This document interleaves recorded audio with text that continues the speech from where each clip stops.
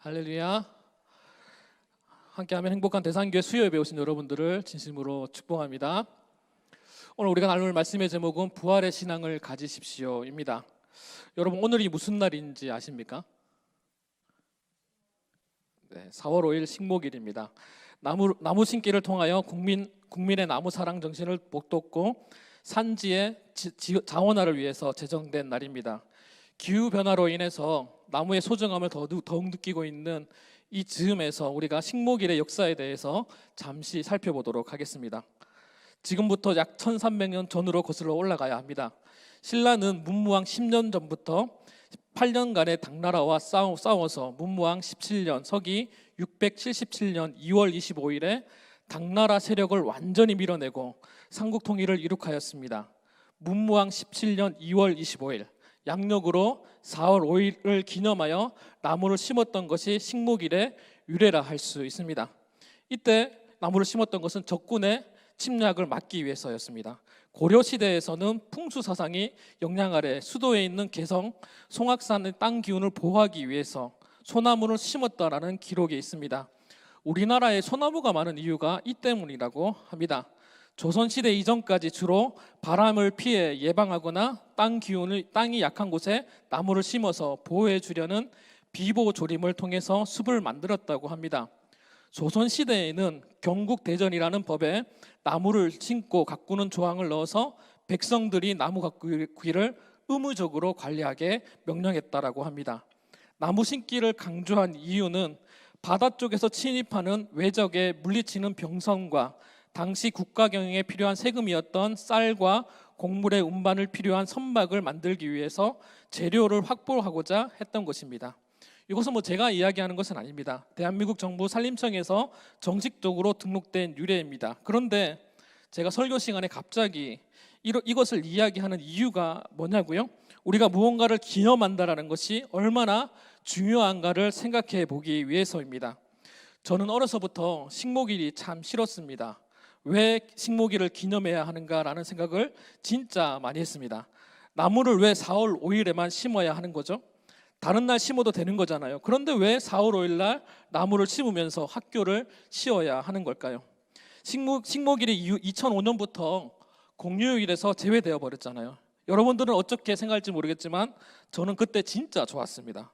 그전에는 공휴일이었지 않습니까? 초등학교 때, 중학교 때 4월 5일이 되면 가족들과 함께 식목원 체험, 그리고 나무를 심어서 사진을 찍고 오게 하는 게 축제였어요. 아버지는 병원에 계시고 어머니는 엄한 데 가 있으니까 아무것도 아닌 그 일은 저에게 너무나도 스트레스로 다가왔던 것입니다. 제가 왜 스트레스를 받았겠어요? 식목일의 의미와 유래를 모르고 그것을 기념하기보다는 만사가 귀찮았던 것입니다.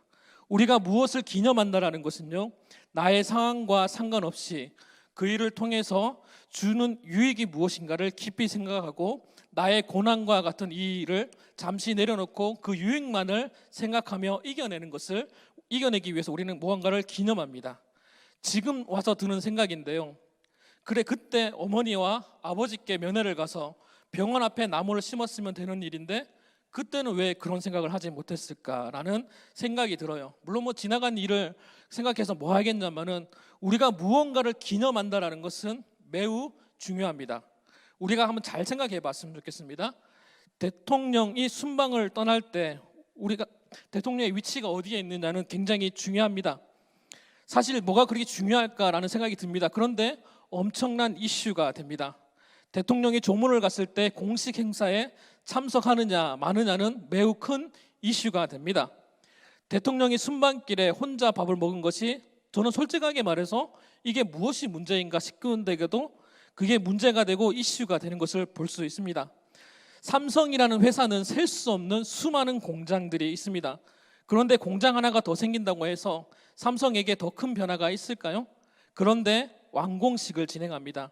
그 행사에서 현수막이 직원의 실수로 거꾸로 매달려져 있는 것을 보면 저런 의례의식 때문에 저 담당하는 직원들은 평생을 저 생각만 하며 살겠다라는 생각을 할 때가 됩니다.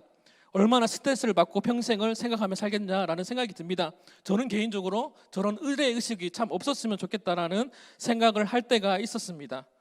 왜 우리에게 이처럼 무언가를 기념하고 의례의식이 중요할지를 생각해 보았으면 좋겠습니다. 우리가 예수님의 부활을 그냥 믿기만 하면 되는데 왜 날짜를 정해놓고 그날을 기념해야 하는지 오늘 이 시간을 통해서 함께 살펴볼 수 있는 시간이 될 수 있었으면 좋겠습니다. 우리가 무언가를 기념한다라는 것은 우리의 현실적인 문제를 잠시 내려놓고 그때 있었던 기억들을 다시 공유하면서 함께 공유하며 기념하기 위함입니다. 우리가 지금 교회의 성장을 기대하며 부흥을 위해서 기도하고 있습니다. 우리가 설립을 기념하는 이유는 우리 교회의 목표가 무엇인지 다시 한번 교회의 역사를 함께 살펴보면서 보는 것입니다. 성장을 위해서 리모델링을 하고 성장을 위해서 내 형제를 포기하는 것이 아니라 정말 소중한 것을 함께 기념하면서 포기할 것과 포기하지 않을 것을 구분할 것이 필요합니다. 교회는 예배의식에 진행되는 곳이기도 하지만 떡과 잔을 나누며 서로의 아픔을 나누는 곳이 교회이기도 합니다.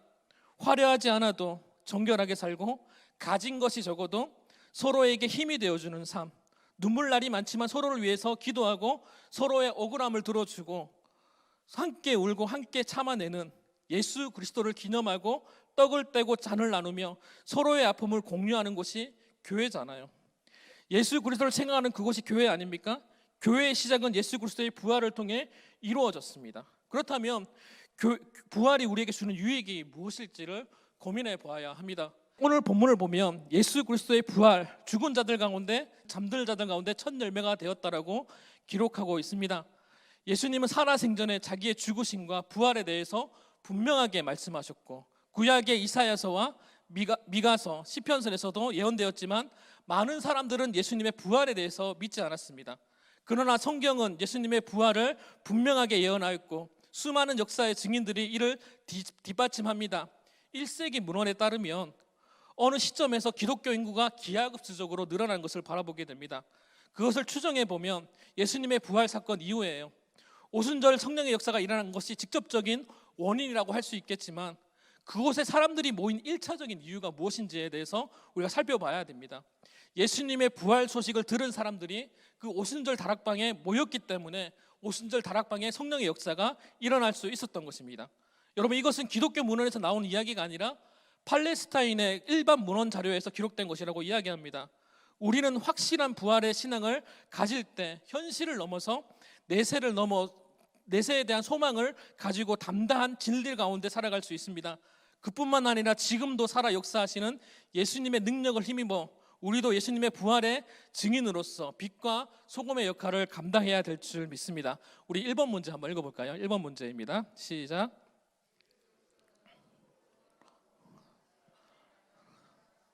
(4절입니다) 시작. 우리 정답을 한번 읽어보겠습니다. 시작. 예수님은 성경대로 십자가에서 유월절 어린 양처럼 속죄물로 바쳐졌고 성경대로 장사 지낸 지 사흘 만에 다시 살아나셨습니다. 아담과 하와의 타락으로 죄가 들어왔고 그 결과 모든 생명은 반드시 죽어야 하는 존재가 되었습니다. 이후 우리의 인간은 영원한 생명을 누릴 수 없게 되었어요. 그래서 인간은 죽음을 두려워합니다. 하지만 그 누구도 그 죽음의 문제를 해결하지 못합니다. 그래서 성경은 사망에 이길 권능자 메시아가 부활과 하나님의 나라의 도래 가운데 영생에 대해서 예언의 말씀을 우리에게 주신 것입니다. 따라서 성경에서 구약은 오실 예수님에 관한 이야기이고 신약은 오신 예수님과 다시 오실 예수님에 대한 이야기입니다. 우리가 요한복음을 살펴보면 내가 그니라라는 표현들이 많이 나오는 것을 봅니다. 에고 에임이라는 표현인데요. 나는 생명의 떡이다. 나는 세상의 빛이다. 나는 양의 문이다. 나는 선한 목자다. 나는 부활이요 생명이다. 나는 길이요 진리요 생명이다. 나는 참 포도나무이다. 라는 표현들이 자주 나옵니다. 이 말씀을 우리가 단순하게 이야기하면 예수님은 우리의 구원자이시다라고 예수님의 자기 주장으로만 생각할 수 있는데, 그런데 성경을 자세히 구속사적으로 살펴보면 너희들이 보는 구약에서 나오는 메시아가 바로 자기라는 이야기를 하고 있는 겁니다. 에고 에임이 호라는 표현을 사용하고 있습니다. 헬라어 성경을 직역하면 한글 성경에 나오지 않는 정관사 그라는 표현이 있습니다. 영어로 이야기하면 더라는 표현이겠지요. 북이라고 하면 통상적인 책을 의미하지만 더 북이라고 하면 특정한 책을 의미하는 것이죠. 여러분 책을 읽어본 적이 있으십니까? 라는 표현과 여러분 이 책을 읽어보신 적이 있으십니까? 라는 표현은 분명하게 다른 표현입니다. 내가 그 선한 목자다라고 표현해요. 내가 그 길이요, 내가 그 진리라는 표현입니다. 성경에 예언된 그 말씀이 예수님 자신을 통해서 이루어지심을 이야기하고 있는 것입니다. 사도 바울은 그 말씀이 예수님을 통해 이루어지심을 고린도전서 오늘 본문을 통해서 다시 한번 이야기하고 있는 것입니다. 예수님께서 그냥 뜬금없이 이야기하는 메시아가 아니라 우리가 바라보고 있는 이 성경에서 나타나는 그 메시아가 그 예수님이라는 것을 분명하게 다시 한번 이야기하고 있는 것입니다. 우리 문제 2번을 한번 읽어보도록 하겠습니다. 2번입니다. 시작. 17절 한번 읽어보도록 하겠습니다. 시작.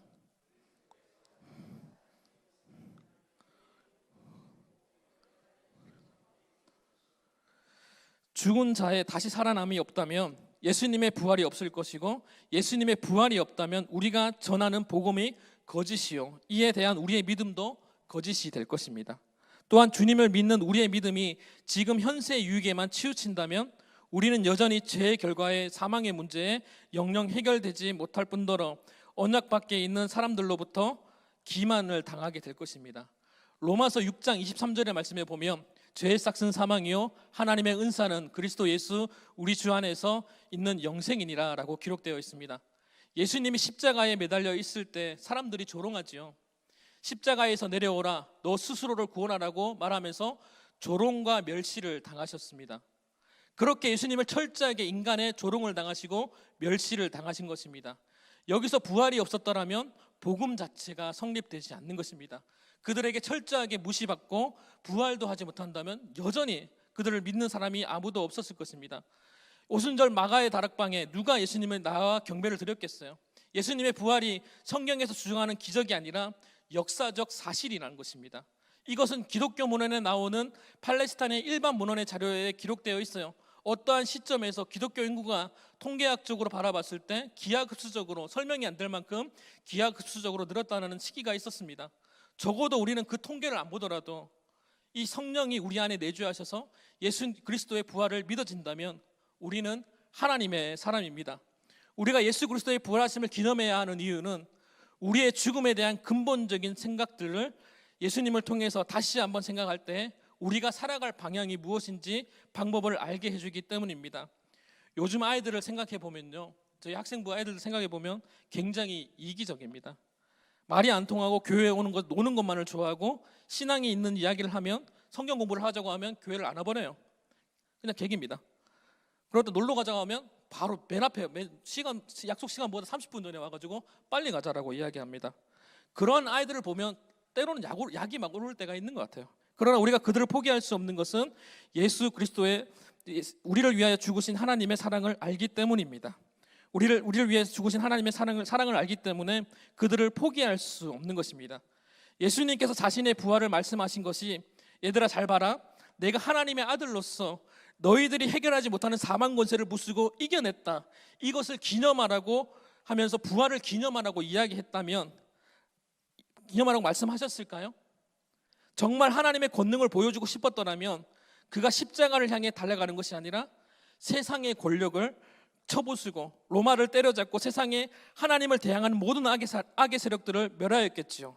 그러시면 진정 하나님의 통치가 절대적으로 이루어지는 하나님의 나라가 이루어졌을 것입니다. 이것이 그들이 원하는 하나님의 나라였고 진정한 하나님의 나라의 모습이 아니었을까요? 그런데 그렇게 된다면 우리 역시도 죽어야 합니다. 하나님은 세상을 악을 멸하라고 하신 것이 아니라 세상의 멸시와 조롱을 받으면서도 우리를 위하여 대신하여 죽으셨습니다. 그리고 주님은 그들의 조롱과 멸시와 온갖 수모를 감당하면서 그 무덤을 향해 들어가셨습니다.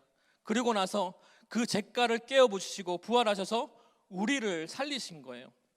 여러분, 예수님의 부활의 의미를 마귀가 몰랐을까요? 마귀가 정말 예수님을 모르고 예수님을 십자가에 달리려고 했었을까요? 마귀는 알고 있었습니다. 그가 자신이 하나님께 짓밟히더라도 예수님을 죽음으로 몰아가면서 예수님을 조롱하고 멸시하면서 마지막 순간까지도 스스로 내려와서 구원해 보라고 조롱하면서 예수님을 궁지에 몰아가면 그를 짓밟도록 유도한 것입니다. 마귀가 죽으면 우리도 죽으니까요. 그러나 예수님은 철저하게 참아내세요. 마귀를 쫓아내시고 무리를 거르시던 그 능력자가 그 조롱을 참아내세요. 왜요? 우리를 살리시기 위해서입니다. 여러분, 저는 우리 교회에서 저를 불편하게 하는 사람이 있습니다. 인내심을 길러주는 불편한 사람 4명이 있습니다. 제가 싫어서 얘기하는 건 아닙니다. 이준익, 이준혁, 윤시환, 권기영. 15세 아이들, 5학년 아이들입니다. 이 아이들이 저한테 항상 하는 얘기가 있어요. 저한테 이제 전도사님 이런 얘기도 안 합니다. 어떻게 얘기하냐면 2년 뒤에 볼셈 안녕하세요 이렇게 이야기하는 거예요. 이 친구는 2년 뒤에 볼셈이라고 이야기하는 것이 아니라 그 뒤에는 베이스를 깔아요. 무슨 말이냐 하면 저 학생부 안 갈 거예요 라는 얘기를 합니다. 이 말을 종합해서 이야기하면 너 나한테 잘못하면 내 학생부 안 갈 거다 라고 이야기하는 거예요. 와, 이렇게 순진무구한 5학년 아이가 저한테 협박하고 이런 모습을 보면서 저는 너무 화가 날 때가 있어요. 저도 그래서 반격을 합니다. 2년 뒤에 내가 있을 거라고 생각하지 마라. 네, 그렇게 얘기를 하면 여튼간에 이 5학년 아이들이 이 순진무구한 입에서 저한테 이야기하면서 협박 아닌 협박을 하는 거예요. 지난주에는 준익이랑 시환이가 싸웠어요. 제가 싸운 얘기를 여러분 앞에 이야기해서 준익을 정지하려고 이야기하는 게 아니에요. 시환이랑 준익이랑 싸워가지고 제가 시환이랑 준익이를 구분할 필요가 있어서 시환이를 데리고 화장실에 갔어요. 화장실에 가는데 너무 이게 흥분을 해가지고 시환이가 아침에 먹은 밥이랑 라면이랑 다 쏟아내는 거예요. 제가 순간적으로 드는 생각이 내가 사역자니까 감당해야지라고 하면서 쏟아내는 양이 만만치가 않았습니다. 계속 쏟아내는데 제 속에 드는 생각이 너무 더러운 거예요. 아, 이 새끼가 왜 내 앞에서 쏟아내가지고. 내가 진짜 속으로 진짜 욕을 많이 했습니다. 제가 겉으로는 야 시환아 네가 지금 얼마나 화가 났으면 이렇게 하겠니라고 표현을 했지만 속으로는 네 엄마 앞에서 내뱉지 왜 내 앞에서 뱉냐. 그러면서 제가 휴지를 꺼내가지고 그걸 한번 주워냈는데 너무 더러운 거예요. 내가 사실은 사역자라서 이걸 해야 되겠다라는 생각을 했는데 속으로는 내가 2년 안에 그만둔다 막 이러면서 네 학생 모으기 전에 내가 그만둔다 이런 생각하면서 주워 담았어요. 근데 너무 더러운 거 있잖아요. 과연 이 음식을 토한 토사물을 부모가 봤을 때도 너무 더럽지 않겠나라는 생각이 듭니다. 제가 시환이가 뭐 더럽다고 이야기하려고 이렇게 얘기하는 게 아니에요. 제가 그 사건을 경험하고 나서 오늘 본문을 준비하면서 곰곰하게 생각해 보니까 하나님의 마음이 그러지 않을까라는 생각이 드는 거예요. 분명히 하나님 우리를 작정하시고 구원하시고자 이 땅 가운데 오셨습니다. 그런데 십자가에 달려시고 죽으시고 부활하시면 다가 아니라 이 땅 가운데 오셔서 사람들에게 정말 더러운 이야기를 듣고 조롱하는 소리 듣고 멸시받는 소리를 들었을 때 제가 느꼈던 그 기분 나쁜 그 더러움보다는 더하지 않았을까라는 생각들을 하게 되었습니다. 거룩하신 하나님이 인간의 몸으로 이곳에 오셔서 우리의 죄가를 대신하는 것도 비참한데 온갖 조롱과 멸시를 받았다고 생각해 보세요. 그 모든 것을 참아내시고 죽은 지 사흘 만에 살아나신 것을 우리는 하나님의 절대적인 사랑이 아니면 불가능합니다. 예수님의 부활이 우리에게 주는 의미는 죽어야만 다시 살아날 수 있기 때문에 우리 역시도 죽어야 합니다. 그러나 우리가 살 수 있는 것은 그리스도께서 우리를 위하여 죽으셨기 때문에 사흘 만에 다시 살아나셨기 때문에 우리는 그것을 믿기만 하면 영원한 생명을 얻을 수 있습니다. 하나님께서 용서해 줄게, 성육신하시고 십자가에 달리시고 부활하셨다 이렇게만 생각하는 것이 아니라 온갖 멸시와 조롱을 감내하셨던 것을 의미하는 것이요. 모세에게도 이곳은 거룩한 곳이니 내 신을 벗으라고 하셨던 그 거룩하신 하나님께서 온갖 치욕을 스스로 감당하셨습니다. 그 과정에서 예수님이 순간적으로 마귀에게 뭐래 이 새끼야 이런 말을 했다면 그 마귀의 권세가 짓밟음과 동시에 우리 역시 영원한 저주를 받게 되었겠지요. 어쩌면 우리는 이 세상에 존재하지 못했을 겁니다. 그러나 하나님은 그 모든 것을 기록하지 않는 그 저주의 과정을 스스로 참으시고 사흘 동안 참으시고 그 누구도 반박할 수 없는 죽은 자 가운데서 살아나시고 성경대로 다시 살아나신 것입니다. 그렇다면 우리가 살 수 있는 이유는 예수님밖에 없을 것입니다. 예수님을 믿는 사람이나 믿지 않는 사람이나 예수님께서 십자가에서 또한 그 과정 속에서 무조건 참아내셨기 때문에 우리는 지금 살아갈 수 있고 또한 우리가 살아가는 사람들 가운데 기회가 있는 것입니다. 그렇다면 예수님을 믿는 사람들은 삶이 달라야 하겠죠. 우리 3번 문제 한번 읽어보도록 하겠습니다. 시작.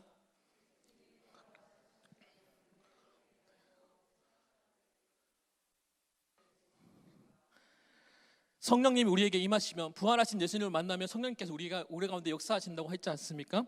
그 하나님께서 우리의 삶 가운데 분명하게 역사하실 거예요. 하나님 우리 내주하셔서 우리를 위하여 십자가에 달리셔서 우리 가운데 우리를 구원의 길로 인도하신 것을 우리는 믿고 확신하며 나아가기만 하면 됩니다. 만약에 예수님이 성장을 위해서 이 땅 가운데 오셨으면 예수님은 바로 로마와 악의 세력들을 몰아내셨을 겁니다. 그러나 예수님의 목적은 성장이 아니라 한 영혼을 구원하시기 위하여 자신의 고난과 핍박을 받으셨던 것입니다. 우리도 예수님의 부활을 생각하시면서 하나님의 교회를 세워나가는데 함께 예수님을 기억하며 예수님의 증인으로서 살아갈 수 있는 저와 여러분이 되었으면 좋겠습니다.